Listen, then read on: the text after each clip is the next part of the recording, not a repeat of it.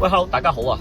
頭先我咧就去嗰個信息採集中心黐咗個司機標識，咁啊突然間醒起一樣嘢咧，就覺得有必要同大家講一講嘅。咁我哋而家好多 FV 或者 FU 位咧，就即係佢而家容易搞啊嘛，咁佢就有好多都係自己用唔到，搞出嚟咧就借咗俾朋友用嘅。咁有呢種情況嘅人咧，大家就要小心啦。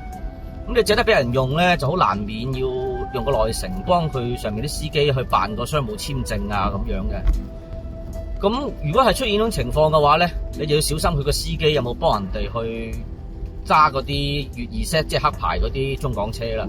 如果有咧，嗱我自己親身見過嘅，喺指模房即係我頭先講緊嗰個信息採集中心咧，我就見有人俾人捉過上去咧，就問佢點解揸個商務簽證去揸部黑牌車嘅。咁嗰個人咧就當然啦，俾人問到啞口無言。咁呢個有咩隱憂咧？嗱，其實係咁嘅，我哋辦商務簽證嗰陣時咧，要簽一張，我哋唔可以將呢啲商務簽證嘅指標係租借俾人哋用嘅。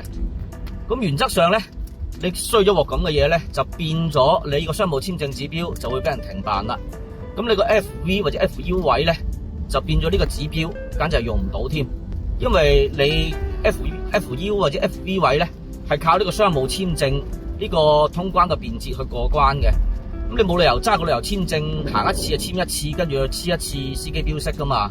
嗱，所以大家就要注意呢樣嘢啦。關注我哋，定期同大家分享中港指標嘅使用經驗，同時亦可以掃描二維碼，了解更加多我哋公司嘅服務。